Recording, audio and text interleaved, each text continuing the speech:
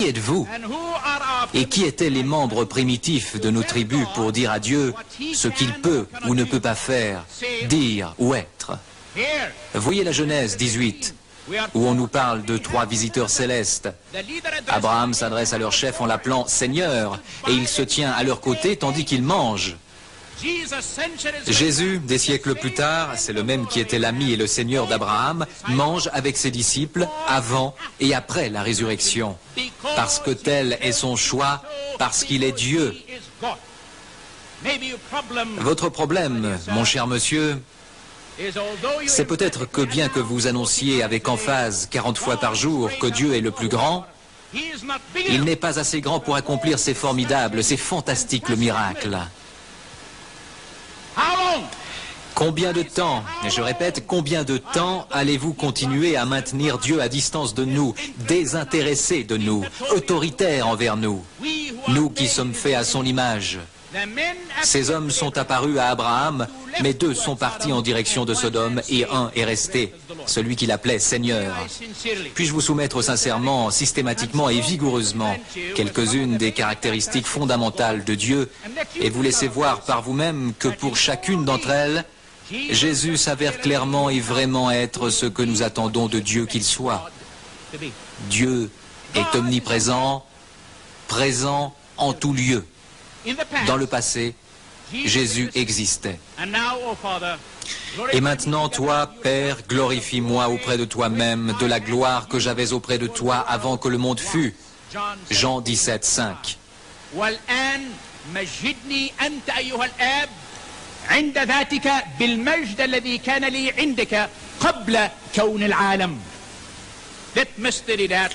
Que M. Didat essaie de réfuter cela s'il le peut, en se contredisant du même coup, en disant le contraire de ses propres paroles à Birmingham en juillet dernier, lorsqu'il déclarait devant l'auditoire « Je crois chaque mot de Jésus qui est écrit dans les évangiles ».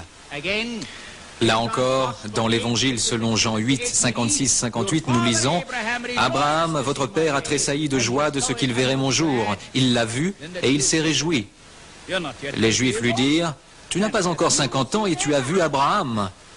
Jésus leur dit « En vérité, je vous le dis, avant qu'Abraham fût, je suis. » Pourquoi je suis? Si vous lisez Exode chapitre 3, verset 13 et suivant, comprendrez-vous pourquoi? Moïse dit à Dieu, « J'irai donc vers les enfants d'Israël et je leur dirai, le Dieu de vos pères m'envoie vers vous.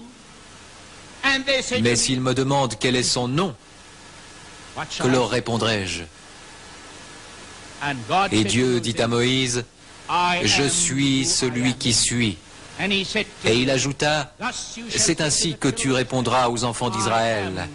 Celui qui s'appelle « Je suis » m'a envoyé vers vous. » Qu'en est-il de la prophétie de Michée 5, 1, qui parle de Bethléem comme de la ville natale du roi né, le Messie, et qui conclut « Et dont l'origine remonte aux temps anciens, au jour de l'éternité. » Est-ce là la description d'un simple homme?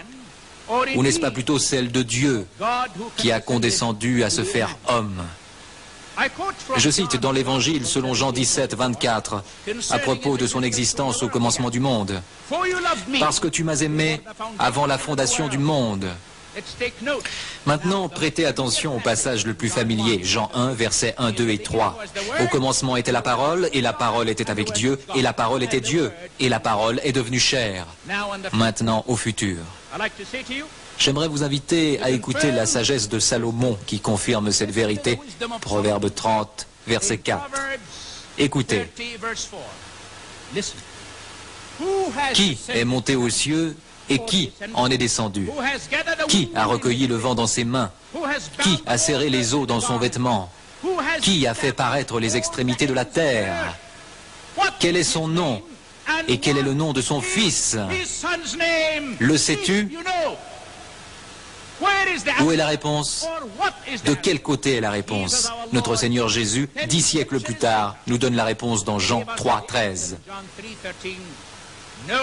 Personne n'est monté au ciel, si ce n'est celui qui est descendu du ciel, le Fils de l'homme qui est dans le ciel. La Bible déclare que Jésus-Christ est le même hier, aujourd'hui et pour toujours. C'est là un titre réservé seulement à Dieu. Le dernier livre de la Bible nous laisse perplexes. Apocalypse, chapitre 1, verset 18. Je suis l'alpha et l'oméga, le commencement et la fin, dit le Seigneur Dieu, celui qui est, qui était et qui vient, le Tout-Puissant. Les versets 17 et 18 du même chapitre. Quand je le vis, raconte Jean, je tombai à ses pieds comme mort. Il posa sur moi sa main droite en disant, ne crains point, je suis le premier, le dernier et le vivant. J'étais mort, et voici, je suis vivant pour les siècles des siècles. Je tiens les clés de la mort et du séjour des morts. Est-ce que ces incroyables déclarations, prophéties et proclamations font penser que Jésus, né surnaturellement, est un simple homme, ou bien qu'il est une déité véritablement incarnée? Dieu est omniscient, qui sait tout. Dans l'auditoire savant de ce soir, nombreux sont ceux qui connaissent l'histoire de la Samaritaine que l'on trouve dans Jean 4. Pourquoi donc a-t-elle été convaincue qu'il était ce qu'il disait être, le Messie? Il lui dit, tu veux de cette eau vive? Va et amène-moi ton mari. Elle dit, je n'ai pas de mari. Il la regarda droit dans les yeux et dit, tu dis la vérité, tu en as eu 5, et celui que tu as maintenant n'est pas ton mari. Elle poussa un cri. Elle était terrifiée, courut à la ville, et que raconta-t-elle? Venez voir, il y a un homme qui me dit les choses que j'ai faites. Se pourrait-il que ce soit le Christ? Et ils découvrirent qu'il l'était.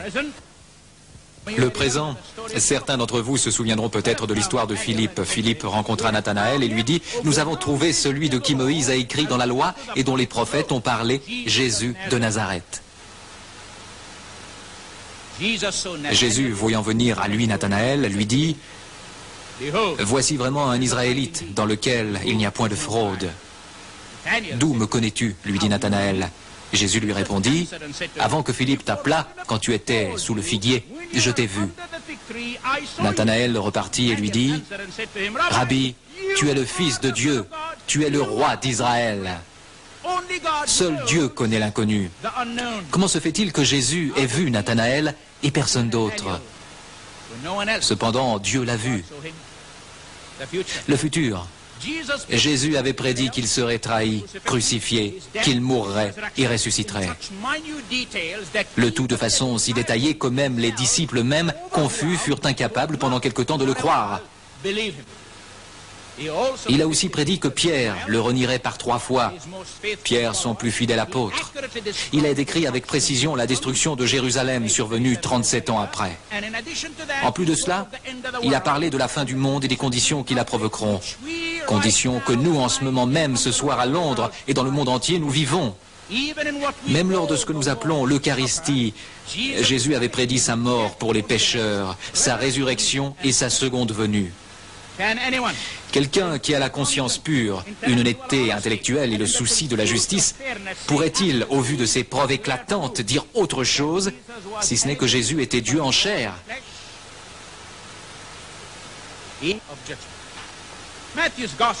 Dans l'Évangile selon Matthieu, il nous est dit que des mages de l'Orient vinrent à Bethléem. Voyez-vous, Dieu doit être adoré. Écoutez ceci. Quand ils arrivèrent, ils demandèrent, où est-il celui qui est... Écoutez ceci. Quand ils arrivèrent, ils demandèrent, où est-il celui qui est né roi?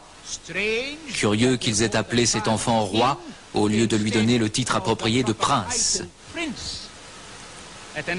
En tout cas, nous découvrons au verset 11 de Matthieu chapitre 2, virent le petit enfant avec Marie, sa mère, se prosternèrent et l'adorèrent. Lui, pas Marie. Puis-je vous encourager, mes chers amis, à reconnaître que les mages, cependant, se prosternent. Les 3 dons, l'or parce qu'il est roi, l'encens parce qu'il est Dieu, la myrrhe parce qu'il meurt pour nous, les pécheurs. Même les démons reconnaissaient et se prosternaient devant Jésus. Dans Marc 5, 6 et 7, nous lisons, « Ayant vu Jésus de loin, il accourut, se prosterna devant lui et s'écria d'une voix forte, « Qu'y a-t-il entre moi et toi, Jésus, fils du Dieu très haut ?»